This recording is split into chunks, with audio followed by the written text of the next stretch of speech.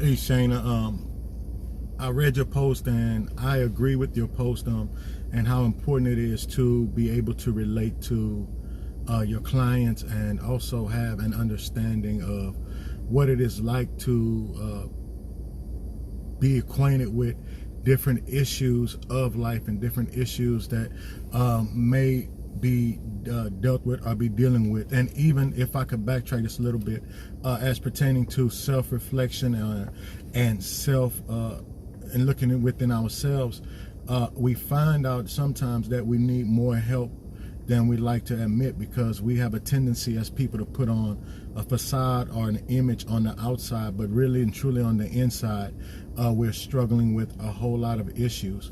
But once we realize we have those issues, what I love is that the God that we serve, definitely the God that I serve, is able to bring about healing and redemption and bring about deliverance from those issues. As I stated in my post, I dealt with rejection, abandonment, and even dealt with depression. So I know the symptoms and the signs of those type of things, and even anxiety.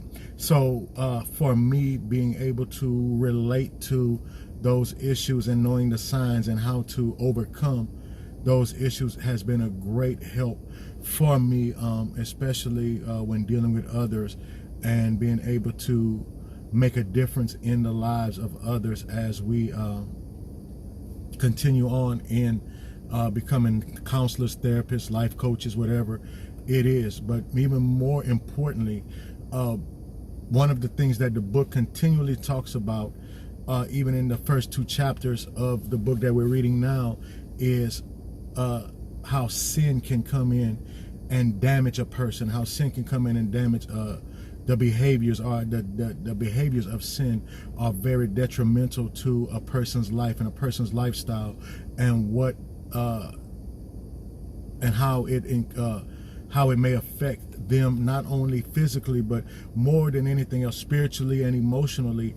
A sinful person has a tendency, to deal with issues in a different way, and but when you have redemption and you have freedom, not only from sin, but you have freedom from the effects of sin, it definitely changes your life, and it changes the way you see things, and it helps bring about deliverance and change in our lives, first of all.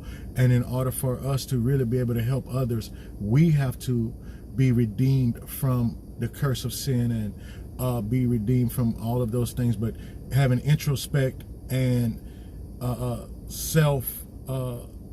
taking a look at ourselves from the inside out, self-evaluation, definitely helps us to be able to say where we go wrong. And then once we get the help, then we are able to help others. But it is not until we actually get the help that we can help others, and that help only comes through Christ and the Lord our God. So yeah, in order for us to be able to help others, we first have to definitely have help ourselves, and be able to allow the Lord to help us in all those ways.